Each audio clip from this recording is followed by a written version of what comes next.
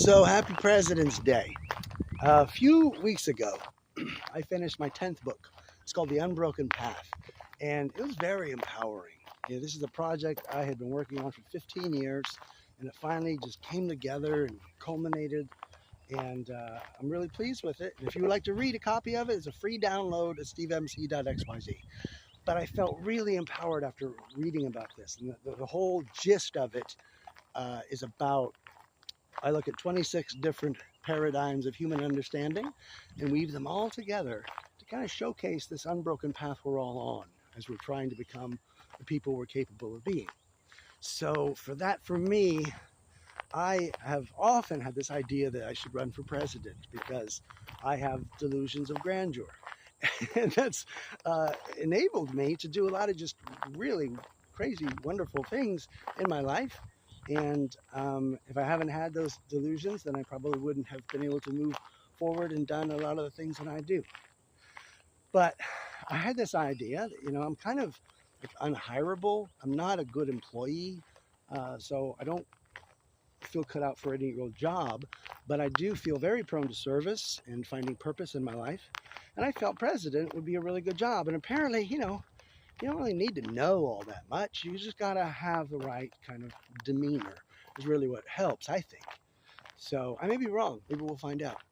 But I figured a few years ago, I played Will Rogers in the Will Rogers Follies. And then I read a lot more about Will Rogers and what he had to say 100 years ago. And if you don't know, 100 years ago, he was the biggest celebrity of his time. Only person in history to ever be invited to speak at both the Democratic and Republican conventions. And I figured this man's voice needs to be heard again. We need to be reminded of what he had to say 100 years ago.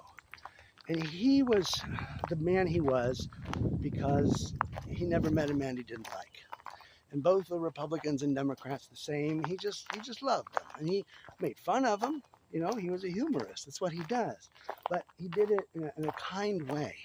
And in a way that wasn't, attacking and vitriolic, but just, nice. You point out the folly and you let him go and you give him a hug. And that's the kind of person he was. And that's one of the things I really respected and appreciated out of him. But that same year, when he was invited to speak at both those conventions, he was also invited by Life magazine, which was a humor magazine at the time. They nominated him to be their presidential candidate for the anti-bunk party.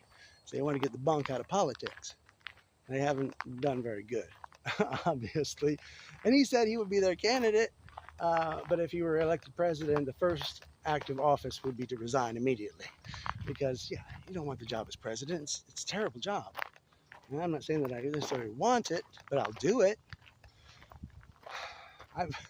I've done some really terrible jobs, not because I wanted to, but because they needed to be done.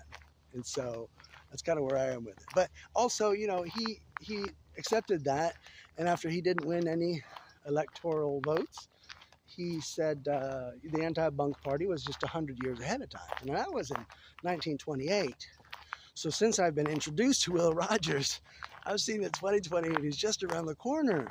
And seeing the state of affairs that our country is in and the rest of the world is in because of that, it just seemed like my duty to say, okay, let's step up and do this again. Life magazine no longer exists. And if it did, it's certainly not a humor magazine.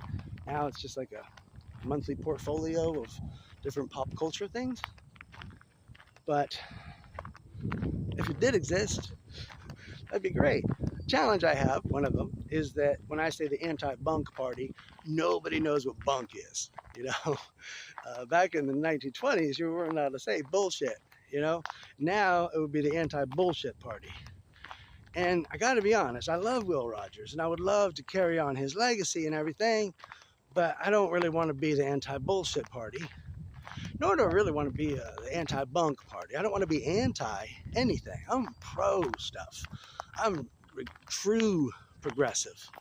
I was one who years ago suggested at a Move On meeting that they start using the word progressive instead of liberal. Because liberal means, you have no sexual control. It's not necessarily a good word in that regard. So I figured progressive seemed a little more what it should be about. And lo and behold, a lot of people started using that word. I don't claim credit for it, but it's kind of cool. Nevertheless, there is still a very liberal component to that faction of America, and the two factions that we're allowed to have. And I don't really still want to be anything, anti-anything. I don't want to be anti-bunk. I know there's a lot of bunk in there. And with what's going on now, a lot of people don't like it. A lot of people really hate the fact that Elon Musk is going in there and being who he is as a very intelligent man in some capacities, as far as his mental capacity and all that, but also very emotionally unintelligent and not really having a lot of empathy for people sometimes. So, he's going to cause a lot of damage, but he may be just what we need to clear out a bunch of bunk that we don't need. I don't know. What's going to happen, though, is going to happen. And I know that it's not going to ruin my life. There's a lot of people whose life it will probably ruin. Just like with COVID. When COVID first happened, I said, you know what? This is going to be a hellstorm, but it's not going to ruin my life. And it didn't. I came out on top. And a lot of people did. But a lot of people ruined. They're devastated now, emotionally, mentally, psychologically. They are just devastated. And it's unfortunate that it has to happen. But it's all about the way that we respond to the world that we're in. And I see things happening in the world that we're in that I don't always like. I don't always appreciate. But a lot of those things I just got to let go. So anyway, today is President's Day. And I had a friend invite me out to a protest. And the other day, and I let her know that there was an organized protest going on. So it was supposed to be by the Bayfront here in Sarasota. So I headed out there on the motorcycle, and I saw going by the Federal Building where Vern Buchanan has an office, where when he's not in Washington or out on his yacht, that's where he goes to play Minecraft. They were out there all in front, a bunch of them, a couple hundred people at least. And they all had signs and everything. And I went down to the Bayfront first and took a few pictures, and there were still some people over there, and apparently that's where the whole thing started. And then they marched over to the Federal Building, and then I went over there and I saw my friend Martha, who had a sign for me. It said something to the effect of a president and not a dictator kind of thing, which I get, great. So I carried that sign, and we marched back to the Bayfront and sat around there for an hour. And I got to tell you, I have protested a number of things in Sarasota, in San Francisco, in Los Angeles.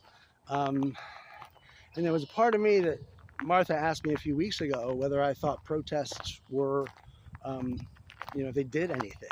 And at the time I was like, immediately, no, they really don't. But, sometimes it just lets people know that some people think there's problems with what's going on, and sometimes it's just that awareness. But this protest was the most positive protest I've ever gotten. I mean, I was out there for a good 10 minutes before I got my first finger, but I had plenty of thumbs up. So many people honking their horns going by, and it was like, I couldn't believe I was in Sarasota, because we're known for being rather conservative. Our Republican Party voted Donald Trump the Statesman of the Year twice. So they were real big fans of his around here. This is his country. His company is based here now, one of them anyway. And let's see, Steve Bannon used an address in Sarasota County to lie about his voter address or whatever. So lots of historicity here in Sarasota. And it was encouraging that when, we're standing against him and Elon and the things that we're seeing in the government that we don't really like, that so many Sarasotans were like totally down with that. Like, yeah. And I several years ago, 2012 or 13, something like that, I celebrated 4th of July by writing my own Declaration of Independence. I read through the draft that Thomas Jefferson had ratified, and paragraph by paragraph, I went through and just kind of said it's the same thing now. I said now, instead of a king, we have two corporate parties. We have two corporations that we call parties, the Democratic Party and the Republican Party, but these two corporations control our total electoral system. And for me, it was just that time in my life I seceded from the US government and formed the autonomous nation of Stevetopia. Now, one of the charters of Stevetopia is that we are still allowed to participate in United States elections because we still reside on this premises and on these properties. And, the fantastic thing about becoming your own autonomous sovereign nation is that you get to write the rules. And even though anybody else might tell me that, hey, I'm not allowed to do that, guess what? I got diplomatic immunity, so I can do whatever I want. And there may come a time where somebody will want to jail me for it, but I still do what I do. And it hasn't caused a lot of problems yet. But it's still like, even if I participate in the voting process, it's not like it means anything. You know, I'm only allowed to vote for getting slapped in the face or kicked in the ass. Those are the only choices that I have in America. I got to vote for the Democratic Party or the Republican Party, but either one of them is going to rule me in whatever way they see fit. For the Democratic Party, they're going to control my morals largely, you know, and well, the Republican Party does that as well, but they're going to create those laws to limit what I'm able to do and how I'm able to express myself and what my freedoms are. And yeah, they both do that in their own different ways. So I don't have a lot of faith in them. I don't have any, actually, especially this last year when, you know, for a good 4 years, we knew that Donald Trump was going to be running again, and the Democratic Party did absolutely nothing about it. They just said, yep, we're going to go for the old man until he realized how, you know, showed how old he was. And then they said, okay, hard turn, go for the next lady in line. And there was absolutely no Democratic activity whatsoever. No primaries, no people's choice. It was just, we are your rulers. This is what you need to do. Do it. And a lot of people didn't like that. And so, since they're only given two choices, they voted for the other guy, who they hated, who they remember was a terrible president, but there was no choice there. I mean, they could have voted for a Libertarian or a Green Party or any of the other third parties that we have. But when you have a two-party system, and those two parties have written all of the rules, there's nothing left there. So that would be my main thing if I were to actually run for president or want to be president. That would be my thing. And a lot of people would see my ideas as radical, because that word radical is thrown around a lot by very ignorant people, and it's used ignorantly, because radical is based on the same root word as radish.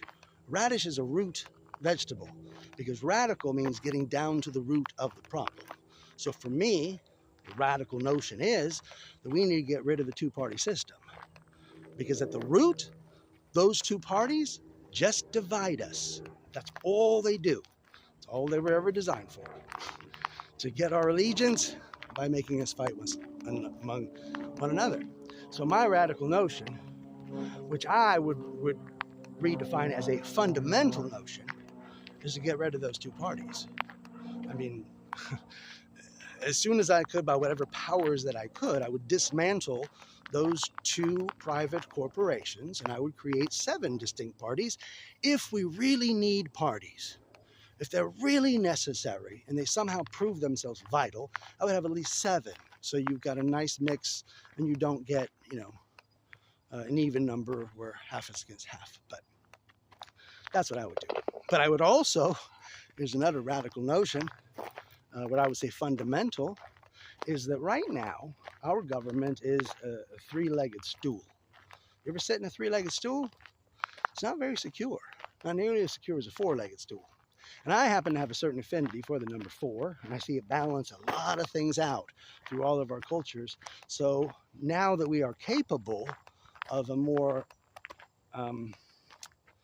interactive governmental ability through all of the technology we have right now, then I would create a more a fourth branch of government.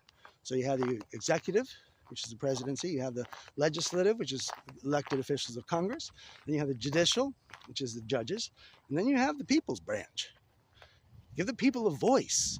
Because right now we have absolutely no voice on what any of those elected officials do.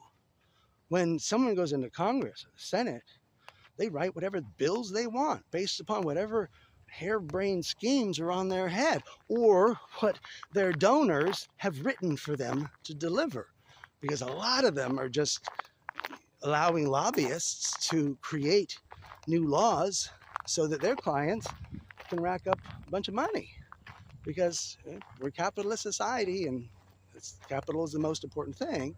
So there you go. And I don't think that's the right way of doing things. So I think if we had the capacity to use the technology at our disposal, and open source technology and all that, to be able to allow people the input saying where they want their energy to go. Because if we're going to be providing financial energy, which we create through our labor and our intelligent designs and all of that, then we should have some say as to what happens in our government. So that's what I would do there, is create a fourth branch of government to balance things out and give the people of America a voice, because right now we don't have any. Right now we listen to whatever the Democratic or the Republican corporations tell us, and they call the shots. And I think we could do a lot better. Now, I fully understand, am I even talking about the idea of my running for president is ridiculous. I mean, I paid rent and I have a net worth of probably around $3,000 now. So it's not like I have a whole lot to stand on or anything. And I'm like the most unpopular person on the whole interwebs. Like, have y'all ever heard of this guy, Dovey Das? Dovey Das is one of the most amazing guitar players I've ever seen. And when COVID broke out, he had moved here to Sarasota like 12 years ago from Lithuania to claim this American dream, you know, and he got out and he started playing. He's just freaking brilliant. And I've seen him a few times and just always admired him. Well, when COVID happened, he started doing live looping out at St. Armand Circle, which is the big shopping area we have here in Sarasota, very historic and all that. So he went out there and started streaming his looping sessions to YouTube and became kind of a phenomenon. And since then, he's traveled all over the country and he's done these looping things and he has people play with them. And so there was a part of me, I was like, oh my God, it's, you know, a bucket list thing to go play with Dovey Das and be one of Dovey Das's videos, you know?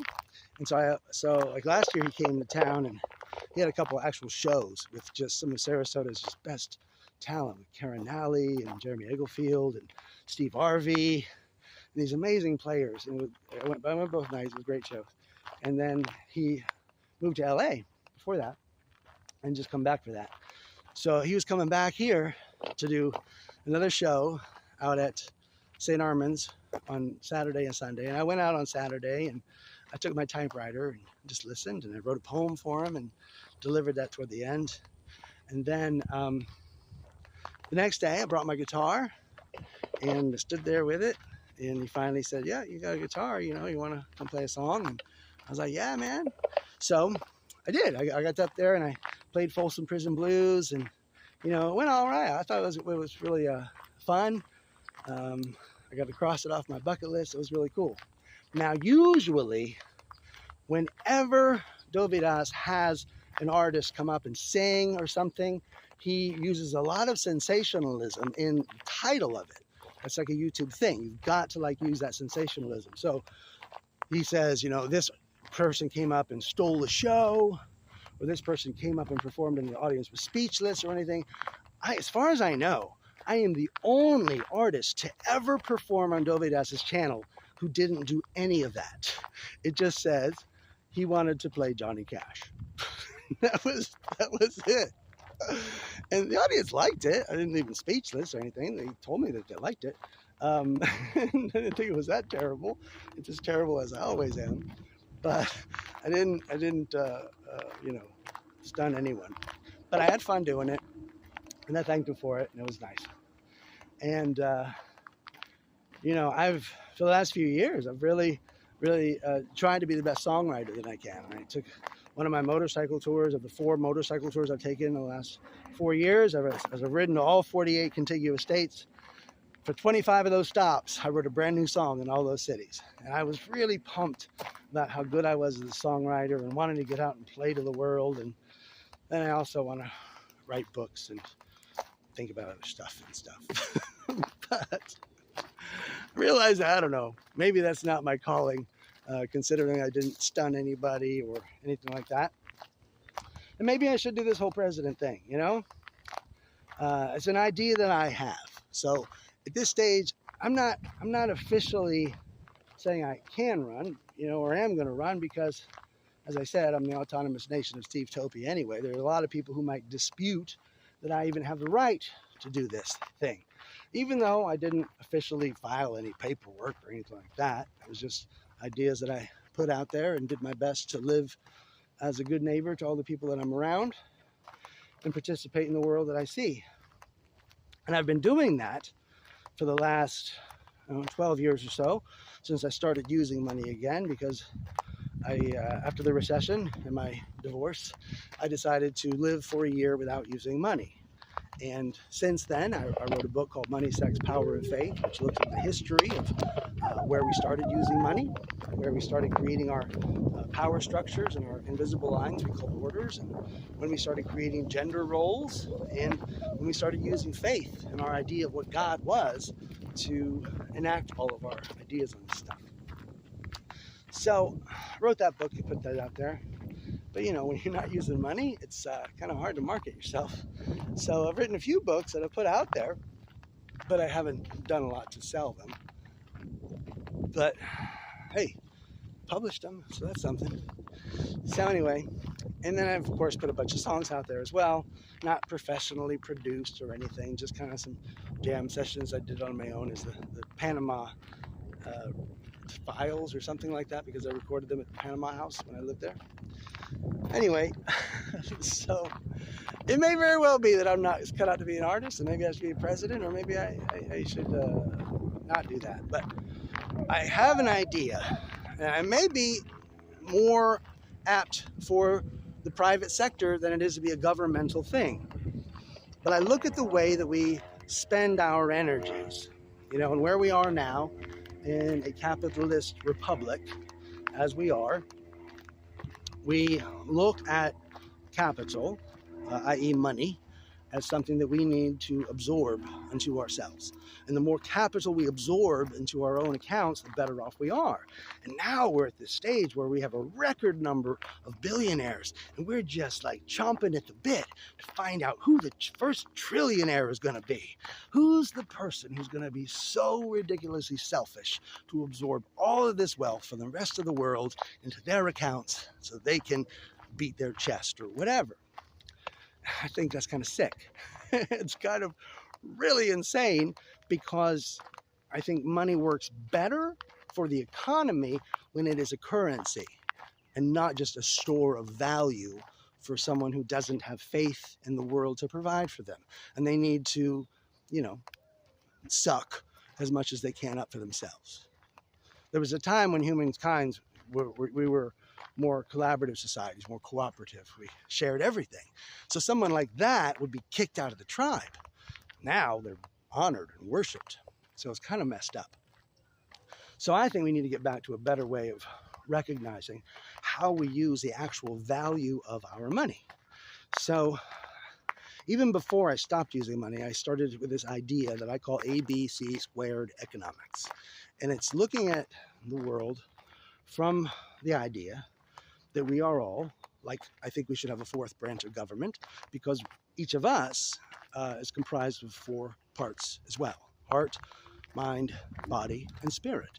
We have an emotional body, a mental body, a physical body, and a spiritual body. Regardless of whether or not you've ever heard about that or want to believe into it, I believe it, and it seems to make sense to me.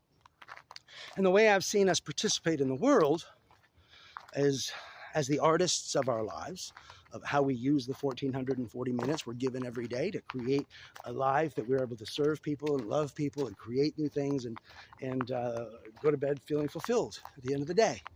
And then we also participate as businesses, where we provide a service for other people and they pay us for that, and based on the things we know how to do and the services we know how to offer, or the products we know how to make. And then there's our physical world, where we live as citizens of the world. We participate in the world around us. We've got to participate in our infrastructure.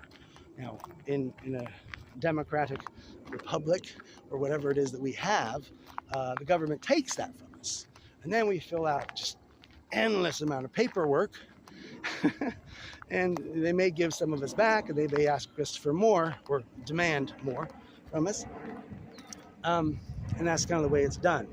And then we also participate in the world as members of our community, like I did today, with going out there and protesting what I saw going on.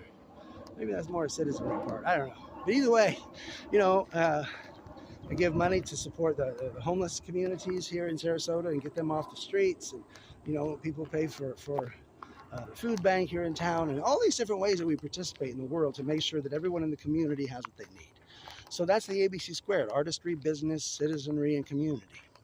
Now, considering that a lot of artists now are able to create things, products, like digital, electronic products, or courses, or just time for being able to be a therapist or coach or all this kind of stuff, we're able to just create this financial energy out of nowhere. And we're not necessarily reliant upon the federal government to do that, but they're still going to take that money as they can. But my question is, what if, and I like the idea of asking what if a lot. What if we were able to control that? Like, as the artist that I am, should anyone ever want to listen to my songs or create some kind of financial revenue through the things that I do, could I channel that so that a percentage of that goes directly to me and whatever other artists collaborate with me on whatever project we create, and then a part would go toward the business of it and those people who help market the thing and get it out to the public and create whatever needs to be created to be able to take the product to the consumer. And then the citizenry part, if I could direct my money to say, you know what, I want to support first my city or my community, then my city, then my county, then my state, then my federal government. And we have a bottoms-up approach to that instead of the trickle-down theory we've had for the last few decades, where they just suck whatever they want from us and trickle it down. And then have a portion that goes to our community. Now, the church has always had a tithe. 10% of what you make goes to the church. But the church is supposed to feed the hungry and shelter the homeless and visit the sick and imprisoned, not build cathedrals to themselves and have high-tech sound stages and all this kind of stuff necessarily.